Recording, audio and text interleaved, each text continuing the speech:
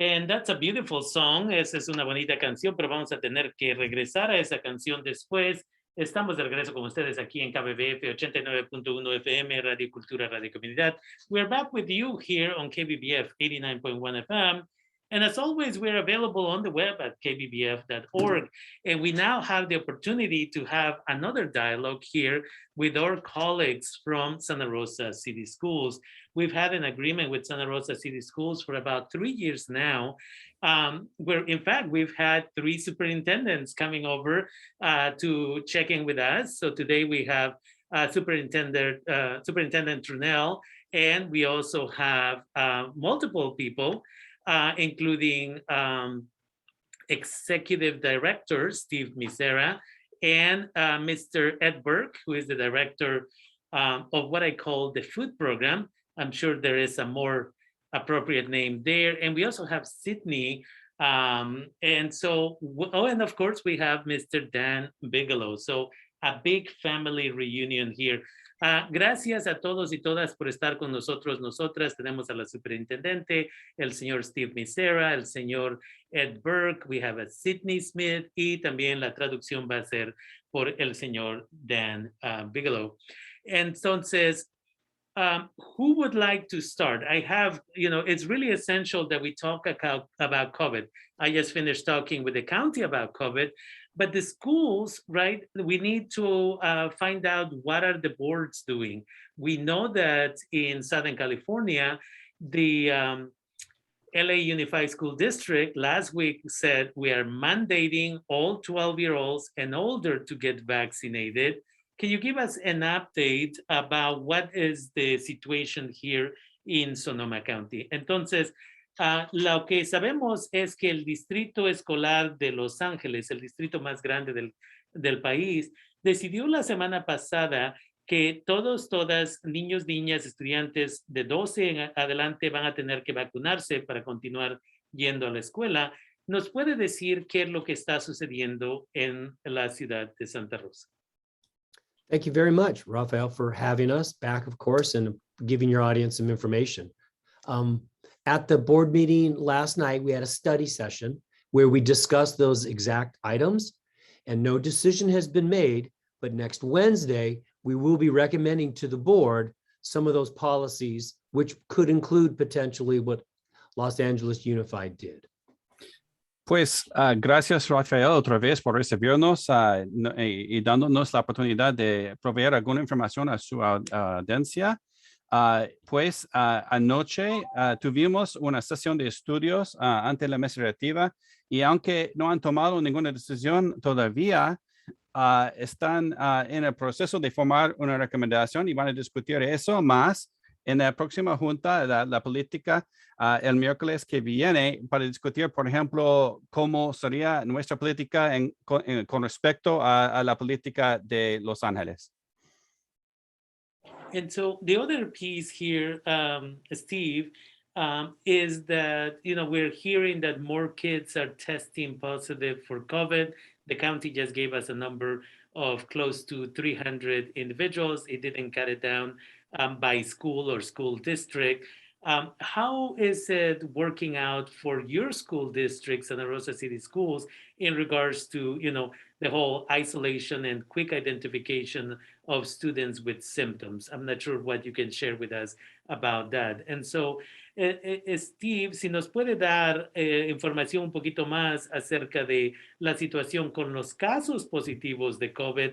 Sabemos que el condado nos acaba de dar números de un poquito más de 300 casos en todo el condado, pero no nos dijo cuántos están en el distrito de ustedes. ¿Cuál es el proceso para identificar quién está enfermo o enferma y qué hacen de ahí? Our numbers are improving. I showed last night at the board that the rates in the county, the rates that we're looking at, so there's how many cases per 100,000, the percentage of positive cases, both those indicators have been dropping in the last couple of weeks. And in fact, our data that we track of students and staff that are positive has gone down in the last 2 weeks as well. Pues en cuanto a los números en nuestro distrito escolar, Los números están mejorándose. Ayer, anoche, cuando yo estaba ante la administrativa, yo estaba explicando que la tasa de casos por cada 100,000 personas y también la tasa de casos en nuestras escuelas, el porcentaje de niños y de personal que contraen COVID, estos números todos están bajándose en comparación con las semanas anteriores. And once again, it was interesting. We had Dr. Mace from Sonoma County Public Health and a number of other doctors there. And they continued to indicate that spread of COVID-19 at school is very limited, if at all. The cases are coming from the community. They're coming from events that happened over the weekends. And so that seems to be where their focus are. Schools seem to still be one of the safest places for students to come. Pues otra vez, con respecto a esa junta que llevaron a cabo ayer o anoche, la doctora Mays y otros médicos estaban presentes en la junta y estos médicos siguen indicando que hay poca propagación de COVID dentro de las escuelas, que la mayor parte de los casos vienen de la comunidad, vienen de las actividades por los fines de semana o vienen de actividades aparte de la escuela. Y las escuelas siguen siendo uno de los lugares más seguros para los niños. That's an interesting thing because that was going to be my next question. So you got ahead of me, but that leads me to another question. And I'm not sure if you will be able to answer it or if the superintendent will have to answer that. But the question is, do you, now knowing this information that the number of cases is rather low, do you believe that last year, much earlier, we should have brought back all of those students back into the classroom? And I ask this because I visited some of the schools, including one of your specific schools in the district, and I still see the level of anxiety among children. And it has to do with the fact that they were isolated for so long. So this is a natural negative consequences of that. And so what do you all think? Do you think that maybe we should have brought the children back into the classroom as it was done in some places in Marin County? Entonces, la pregunta que me lleva, basado en lo que acaba de presentar, y no sé si usted o la superintendente responderá a esta pregunta, pero la pregunta es, basado en lo que sabemos de que el número de casos es muy bajo, ¿cree usted que debimos de haber llevado a los niños a las escuelas el año pasado, como sucedió con otros condados, en vez de esperar hasta ahorita? Porque he estado visitando escuelas, incluyendo una de las escuelas en su distrito, y el nivel de ansiedad que veo con niños y niñas, porque simplemente no se han visto unos a otros, unas a otras en un año. Not necessarily. We should have come back any earlier. A lot had to do with the spread at the time. Remember the numbers. It was very dangerous in the spring when we came back from that huge spike at Christmas. The vaccinations were just coming online. You know, I wish the vaccinations could have come a little sooner, but what would have happened, in my opinion, is that kids would have come in, but they still would have been contagious in the community and they would have had to go home. So it would have been very, very disruptive, of course. Pues no necesariamente es así. Deben de recordar que en ese momento, en la primavera pasada, la situación era muy difícil. Había mucha gente que habían contraído COVID durante las vacaciones de Navidad, durante las vacaciones de invierno. Y en este momento solo estaban en vías de implementar las vacunas en ese momento, pero todavía quedaba mucha gente sin vacunas en ese momento y había muchas razones por las cuales los niños estaban contagiosos porque estaban contrayendo COVID en la comunidad como los demás. Pues es posible que la posibilidad de tener muchas interrupciones debido a eso fue una gran realidad en ese momento. And the thing it really shows us, and that we're feeling that now, is this the importance of vaccinations. not just from a mental, anxiety approach that you described, but it really has kept the cases down. People become far less symptomatic. So continuing to encourage vaccination rates and any family members that have been hesitant. And we're hoping, and we can talk more about the future of the under 12-year-olds becoming eligible for vaccination soon. Pues, y eso todavía muestra la importancia de vacunación. Y no solo en términos en términos de bajar la ansiedad, realmente estamos hablando de la capacidad de limitar los casos y tener menos gente sintomática. Y todavía estamos animando a los que todavía tienen dudas. Realmente queremos reducir o eliminar esas dudas. Y otro aspecto importante es que esperamos que los niños menores de 12 años tendrán la oportunidad de vacunarse dentro de poco, pues ese es otro elemento que esperamos. Definitivamente. Oh, Steve, your mic is off. Yeah, because of my phone. I apologize. See, I apologize. Yeah, Sorry. you're famous. Everybody wants to talk to you. Thank you, Mr. COVID. One thing, and Superintendent Chernell, you may want to hit this, is we know the vaccination rates and the testing in our community are not enough. We do not think the county has enough ease of access for our families. And the superintendent is trying to work really importantly with our public health, develop partnerships so we can be doing more testing, make it easier to keep our families and students in school. And so we literally are having these conversations, and we have encouraging signs that they may be able to help us provide testing for our families, not just students and staff, immediately. Superintendent? Posiblemente la señora Chernell puede comentar un poquito más sobre este asunto, pero el señor Steve estaba diciendo que sabemos que la tasa de vacunación y la disponibilidad de pruebas ahorita no son adecuadas en ese condado, no son fáciles para las familias de obtener acceso a esas cosas, pero el distrito escolar está trabajando con la Oficina de Salud Pública y estamos tratando de formar pruebas o sociedades para actuar juntamente para proveer esos recursos, y tenemos indicaciones que realmente ellos pueden ayudarnos a proveer estos servicios a los alumnos y familias para que estén de regreso en las escuelas. But Ms. Chernell, you were about to say. Thank you. So we know that one of the things that our families are experiencing when we have to send a student home because they're presenting symptoms of some kind is that they're then tasked with finding a way to test their child to see if they are COVID positive or not. And that is being met with delays, sometimes days or weeks for the ability to get into a testing site or to see their own doctor.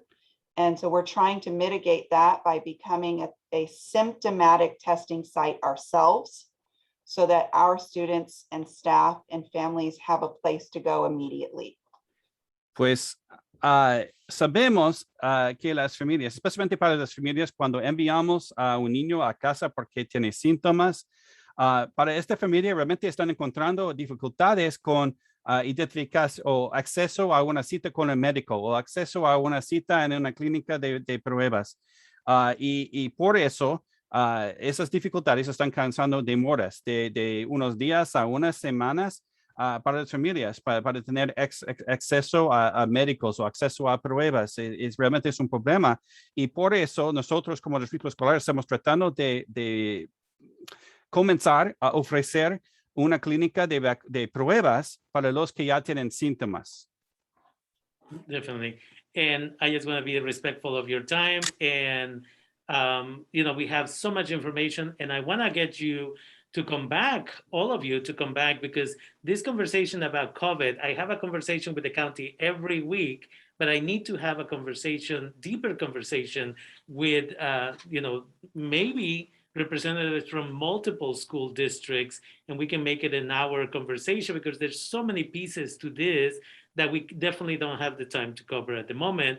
But I want to thank you for bringing this information because I have, just in the few minutes that Steve and Superintendent Trunell have been talking, I have like 26 questions in my head that I would like to ask. We just don't have the time at the moment because I have a full 2-hour show today. But if you want to come back next week or the week after, I'm more than happy to have you back for this. But I want to move to Mr. Burke. Entonces, quiero agradecerles a la superintendente y a Steve por tener esta conversación acerca de COVID y les invito para que regresen la siguiente semana o la semana después, porque tenemos que tener la conversación acerca de COVID del punto de vista del distrito escolar o múltiples distritos escolares. Pero por el tiempo quiero moverme al señor Burke, quien es el director de los servicios de comida. What information do you have for us, Mr. Burke, for the communities to be aware of? Oh, thank you very much for speaking with us today. We are offering free meals to every child, so everyone eats for free this school year and the following school year as well. We are very excited, and we want to encourage every family to come eat with us every day for free. We don't need to do an application. You don't have to put in pin pads. Just come by, pick up your food, and please go eat outside. We would ask that. Oh, sorry, go ahead. Okay, pues gracias por hablar con nosotros otra vez. El señor estaba explicando que todavía estamos proveyendo comidas gratis. Cuando decimos comidas gratis, son gratis para todos, son gratis para la familia y todos deben de comer con nosotros, no solo este año, sino para el año que viene también. Y las familias deben de saber que no deben de llenar necesariamente una solicitud, no necesitan usar proveer un código de acceso PIN para recibir las comidas, están gratuitas para todos. Okay, go ahead. Absolutely. And we would ask families, please fill out an income survey form as part of your registration or fill out a meal app. That will help our schools get funding for programs that directly go to students. Pues, so we would please ask. Pues el señor también está pidiendo, sí, por favor, que todas las familias cuando ingresan a las escuelas o en cualquier momento pueden completar una encuesta de ingresos de la casa o una solicitud de comidas escolares. Esos no, aunque no son obligatorias, son pues, ¿cómo decirlo? Son un sistema. Exactamente, es una manera para recibir fondos del Sí. gobierno federal estatal para el distrito, para otros programas que se relacionan a este programa. Sí, Correcto. gracias, Rafael. Okay, go ahead. Oh, that's perfect. Yeah, please. So please fill those out and then come eat with us every day. Por favor, completen esos formularios y que comen con nosotros todos los días. It's wonderful when, again, the community comes together. And I think that parents should just be reminded, again, go check at your school, your individual school site, or go check the district website, and then just fill out a form. Again, it doesn't mean that you're not going to qualify or you're going to qualify. Everybody qualifies. It's just something that can benefit students and student programs in general. So the community in general, students and parents who are part of Santa Rosa School District, please go to your website or go to the school, ask for the form, fill it out. It takes a couple of minutes, and that way the district will get more support. We know that some of the schools that you all are in charge of are, Title I, right? The level of poverty that we are dealing with is, it's something that we need to acknowledge. And as a result of that, getting as much funding as possible is what needs to happen. Entonces, esta es la realidad de las cosas. Es bonito ver que ustedes están hablando del beneficio para la comunidad acerca de recibir el almuerzo gratis en la escuela para estudiantes del distrito de Santa Rosa. Se le invita a la comunidad de que llenen el formulario para que así pueda la escuela recibir más fondos para apoyar a nuestros estudiantes y nuestras estudiantes, como resultado de que muchas de ellas son gente pobre. Any last comment that any of you would like to make about any of the items that we have covered today. Again, I want to remind you that the other piece, well, now that we're here, I want to remind you that when you come back, I want to have a deeper conversation about the mental health of students. We're seeing a lot of fights, not just at your school district, but we're seeing them all over the country. We're seeing a lot of violence in the schools. And what I personally see, and I'll just be honest about my opinion, what I see is that the schools, not just the K-12, but Santa Rosa Junior College, and I can say this publicly because I've told them how I feel about this, is we are not really having a conversation about mental health in a way that is open to everybody. Zoom meetings where we can just open this discussion and say, yes, we know you are depressed because we are depressed. You are anxious because we're anxious. I would like to have you all come back again to talk about COVID in general, but again, mental health and the mental health services that we need to make available to our students. Entonces, les quiero invitar la siguiente vez para que vengan y hablemos acerca de COVID y los servicios de salud mental que ustedes tienen accesibles para su distrito. Any final comment that you may have? Rafael, I just want to be sure that we acknowledge Sydney Smith, who wanted to talk a little bit about attendance today. Do we have a couple minutes We for have that? literally 2 minutes, so I'll shut up. Please go ahead. Sí. Quiere dar a la señora Smith nada más unos 2 minutos para hablar de la asistencia escolar y es precisamente lo que tenemos según el señor Rafael. Thank you so much for providing us with this opportunity to communicate with our families in this venue. It's so important and really such a great privilege. You'll have to check me on the time, okay? Make sure I don't go over. There are 3 really important messages I want families to hear about attendance. The first one is that we want to see our students at school every day. This sounds so basic, but it's so important for our families to hear. We really want to see them at school every single day. September is Attendance Awareness Month because absenteeism in the first month of school can be a predictor of poor attendance throughout the school year. So that is why we place such a great emphasis on good attendance in the first month of school. The second really important point I want to make is that communication is key, especially right now when we have students who may have to miss school because of COVID. So please, families, call your school and talk to them about why your student is absent. We want to hear from you so that the absence can be excused if your student is ill, and so that we know what we need to do to support you and your student while he or she is out of school. The last really big important point I want to make. Go ahead, Dan, sorry. Ok, pues muchísimas gracias, Rafael. Queremos tener ese buen lugar para comunicarnos con las familias. Es un gran privilegio estar aquí. Tenemos que limitar el tiempo de la señora si habla demasiado. Estoy resumiendo un poquito rápidamente, pero hay 3 mensajes importantes que la señora quiere comunicar. Primero, es importante que los niños estén presentes en las clases todos los días. Es algo básico, pero es muy importante para las familias y queremos que todos los niños estén presentes. Realmente deseamos que estén en las clases todos los días. Y el mes de septiembre es el mes de concientización sobre la importancia de asistencia escolar y enfocan mucho en el primer mes de clases, porque si un niño durante el primer mes, si están faltando mucho, eso se puede anticipar que el niño va a seguir faltando mucho por el resto del año, pero si estén presentes en el primer mes, es mejor para el niño y es más probable que van a estar presentes todos los días. Y el segundo punto de la señora es que la comunicación es clave. Si el niño está faltando a la escuela debido a COVID, deben de llamar a la escuela, necesitan informarnos porque podemos justificar estas ausencias si el niño está enfermo o hay otras razones que justifican una ausencia. Y realmente necesitamos saber eso, no solamente para perdonar esa audiencia, sino para proveer el apoyo necesario. And then your third point, Ms. Smith. Thank you. My third point, thanks, Dan, that was a lot. My third point is that absences have a direct effect on academic performance. So we need our students in school so they can learn.